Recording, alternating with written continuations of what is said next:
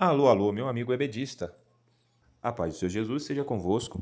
Estamos de volta com a lição de número 11 da nossa revista de adultos, CPAD, primeiro trimestre de 2024. Eu sou o presbítero Rodrigo e estamos agora com a lição de número 11, nomeada por O Culto da Igreja Cristã.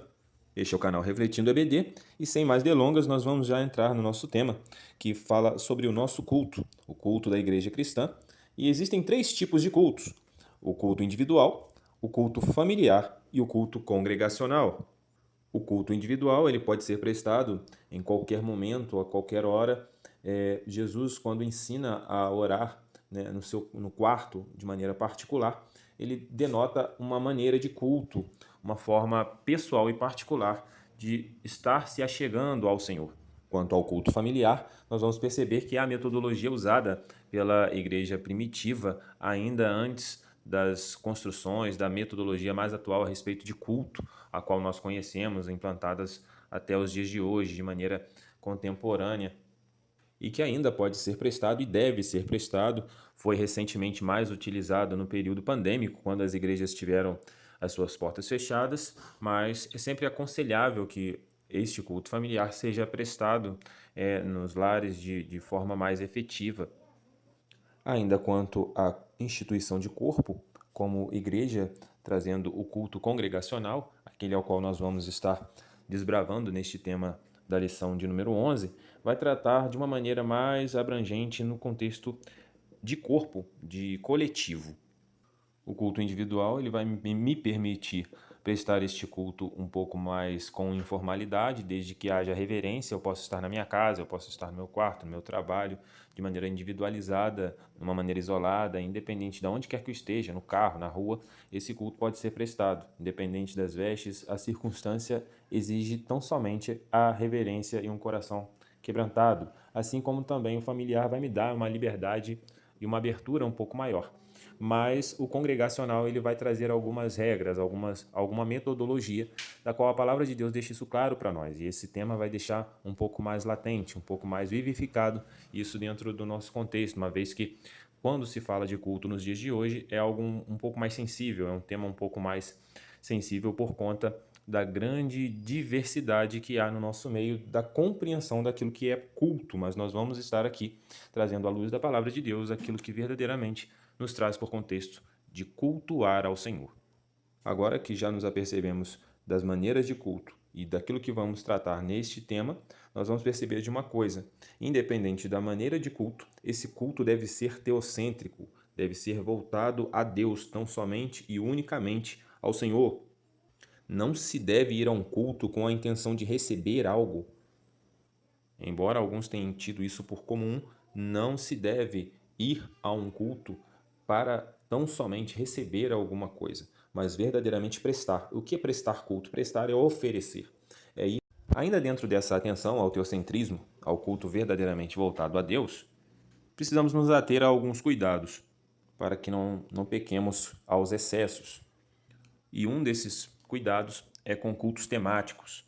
Culto disso, culto daquilo, culto de não sei o quê, culto. Quanto da verdade, especificarmos a respeito de um culto a nível de tema, não há um problema quanto a isso.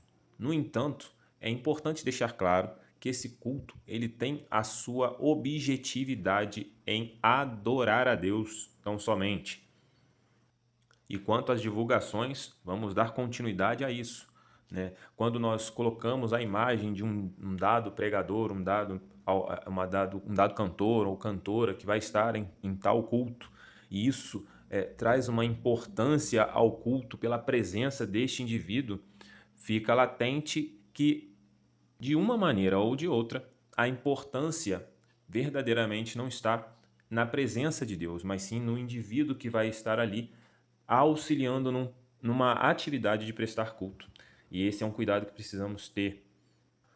E talvez há quem diga, ué, mas se eu vou estar convidando, trazendo alguém de um peso maior no contexto social para dentro da minha igreja, dentro do culto, é pecado eu trazer essa informação de maneira pública? Não, de maneira alguma.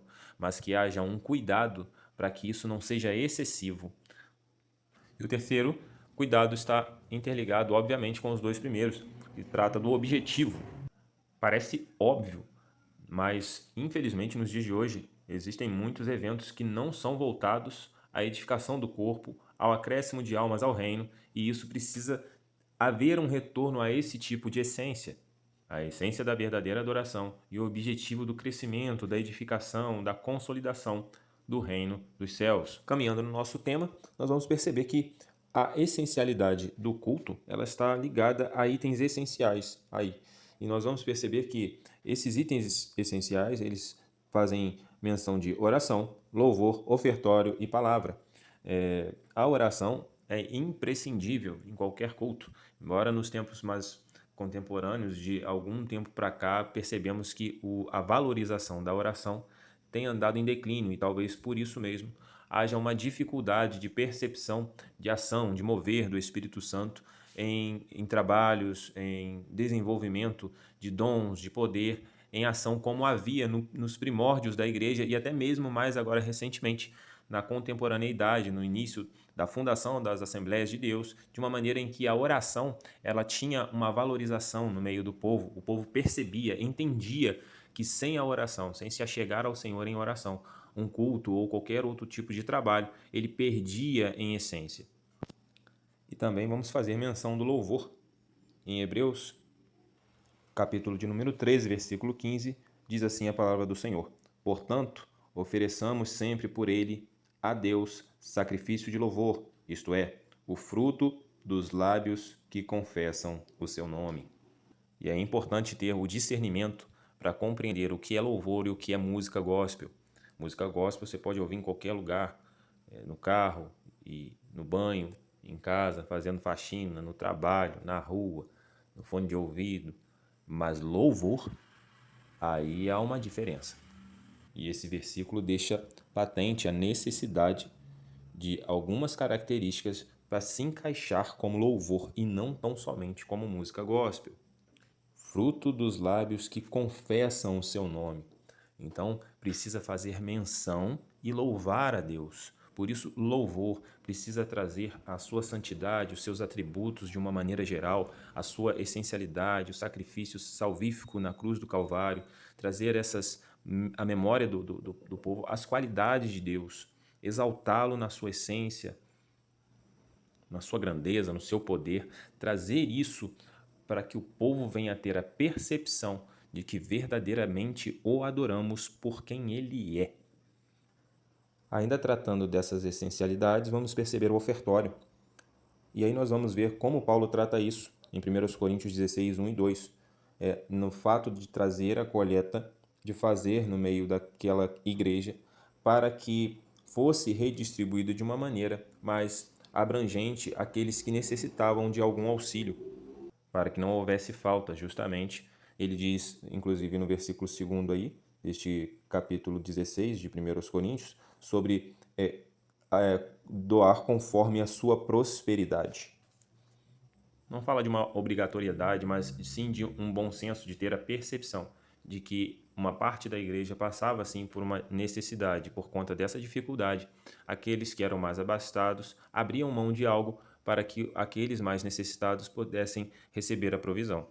Dando continuidade nessas questões de essência, vamos perceber a palavra. A palavra, obviamente, é aquilo que, né, tem por finalidade, aquilo que traz nos finalmente ali do culto. Muito importante que haja uma sensibilidade do Espírito Santo através desse mensageiro, portador dessa palavra, diante desta responsabilidade, ao qual nós vamos estar tratando na próxima semana, o tema da próxima semana, que é a pregação. É importante nós estarmos atentos a essas questões essenciais e ter um cuidado também aqui a respeito da profissionalidade de tudo aquilo que é o ofício da igreja. Você não vai entender, não vai perceber hoje um profissional da oração, mas também um profissional do ofertório, muito menos. Mas profissionais da palavra e profissionais do louvor são comuns. Mas é importante que seja o primor a adoração. Não é proibido que haja um âmbito de profissionalidade nestes ofícios. No entanto, é preciso tomar muito cuidado para que o cuidado com a estética, com a plasticidade do louvor, e da palavra não tomem o primeiro lugar e assim deixando em segundo plano aquilo que o Espírito Santo tem pela essência da simplicidade, do agir, do seu toque, do seu preenchimento no seio da igreja. Com o passar do tempo, houve um romper e uma mudança muito drástica a respeito dos cultos nas igrejas. Sempre há uma mudança gradativa, mas esse romper entre Antigo e Novo Testamento, ele vai ficar muito claro em João, capítulo de número 4, versículos 21 ao 24, quando há o diálogo do Senhor com a mulher de Samaria. Quando questionado sobre onde adorar, nós vamos perceber no versículo 23, mais especificamente, que o Senhor diz: mas a hora vem, e agora é, em que os verdadeiros adoradores o adorarão o Pai em espírito e em verdade, porque o Pai procura a tais que assim o adorem. Quando ele diz, mas a hora vem e agora é justamente sobre esse momento desse romper. Porque logo depois, passando o ministério terreno do Messias, nós vamos perceber que o véu se rasgando de alto a baixo, ele traz essa nova vertente de culto. Porque se no Antigo Testamento dependia-se do sacerdote por intermédio para que fosse prestado o culto a Deus, o culto continua sendo a Deus. No entanto, agora, por intermédio do Senhor Jesus Cristo, através do sacrifício salvífico da cruz, não há uma necessidade de sacrifícios de animais.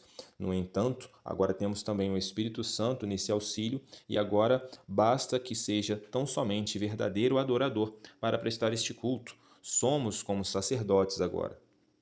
Hebreus 10, 22 a 25 vai deixar isso bem latente, vai falar sobre o verdade. Cheguemos-nos com o verdadeiro coração, diz no versículo 22, em inteireza e certeza de fé, tendo o coração purificado da má consciência e o corpo lavado com água limpa.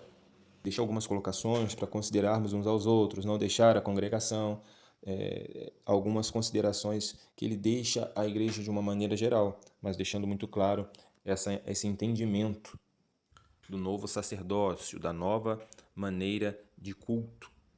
E assim encerramos mais um subsídio e que a boa mão do Senhor esteja sobre a sua casa, sobre a sua família em mais um domingo na sua aula, cobrindo não só a você como professor ou aluno, mas também toda a congregação nesses tempos trabalhosos, tempos difíceis em que o departamento de ensino passa por dificuldades, mas a boa mão do Senhor ainda tem guardado a sua igreja. Deus os abençoe, um forte abraço e até a próxima.